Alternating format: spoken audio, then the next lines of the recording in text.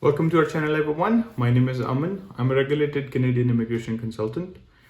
Hope you guys are doing great, and today we are bringing in an important topic from immigration to you, which is immigration assessments.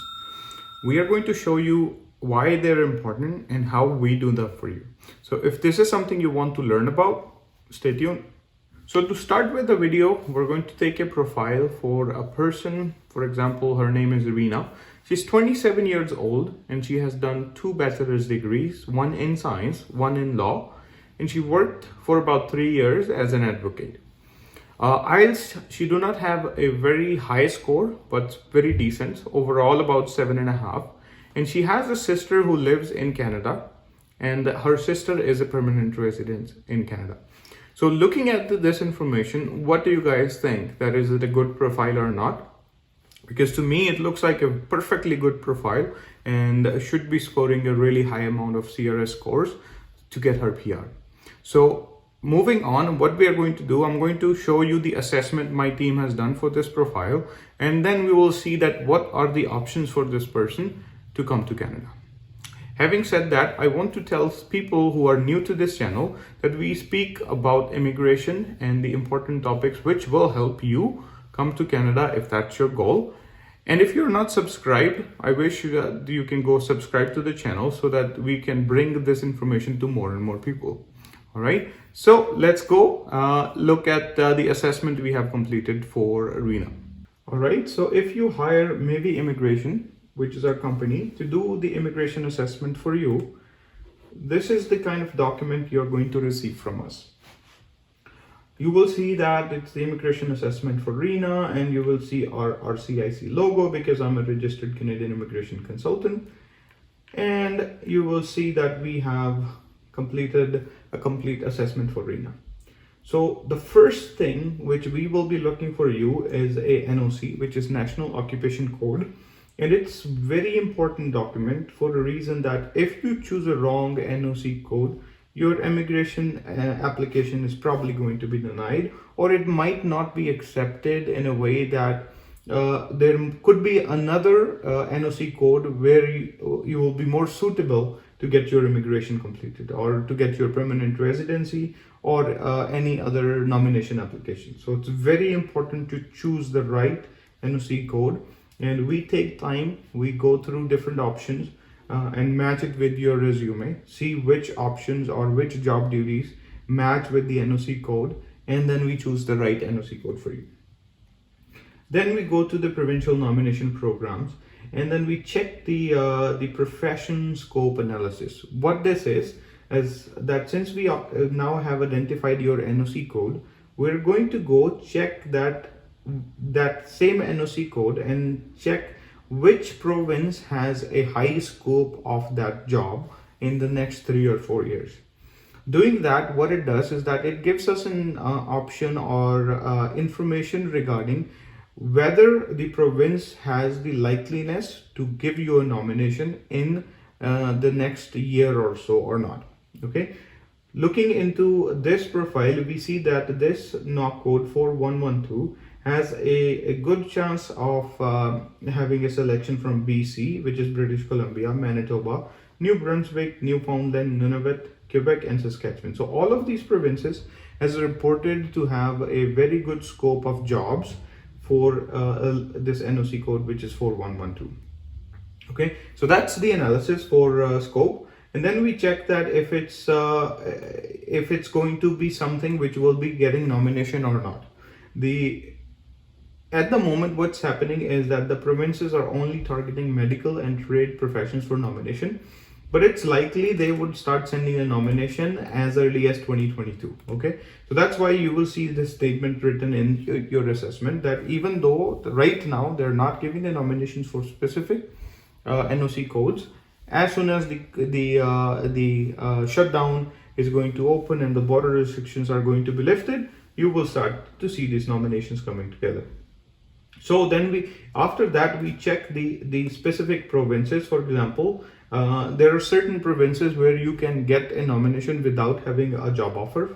Saskatchewan is one of them, and they have their own point system. But in this situation, we haven't calculated the points for Saskatchewan because they have this knock code listed in their excluded occupation list.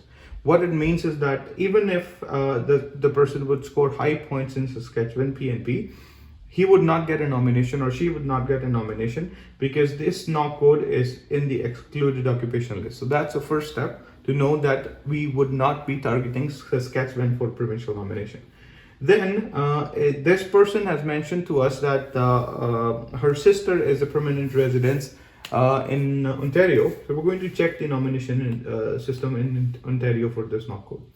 You will see that once we looked into it, we haven't found any record of Ontario sending any nomination for this knock code in the previous years. However, what could happen is that the provincial nominations are based on the job markets.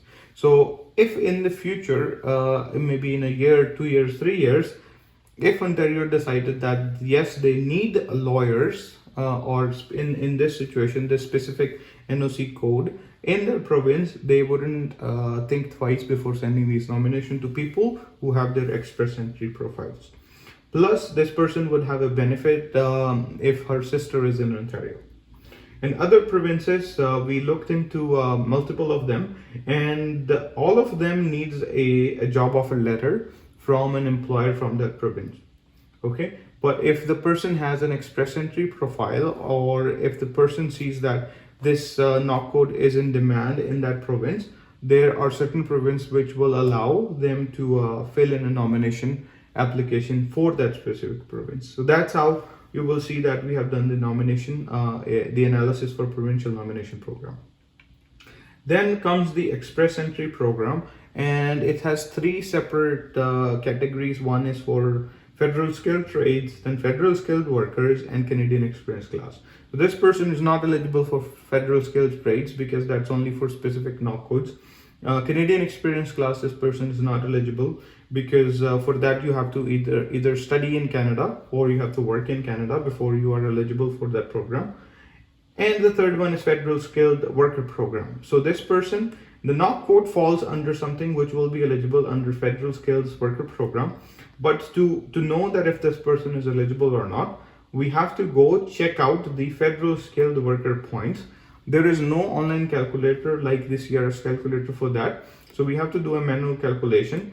And when we did the calculation, even though the profile seems perfect, he's only or she's only scoring 64 points under the federal skilled workers points.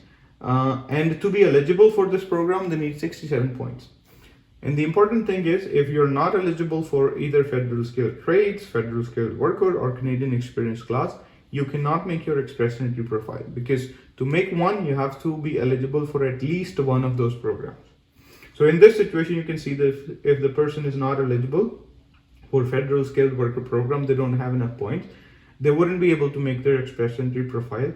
So we tell them that what's required for them to do to make sure that they get the eligibility. So for in this situation, you will see that to get over the 67 points, they need work experience of at least over 4 years. If you remember in the beginning, we said that the person has a 3 years work experience.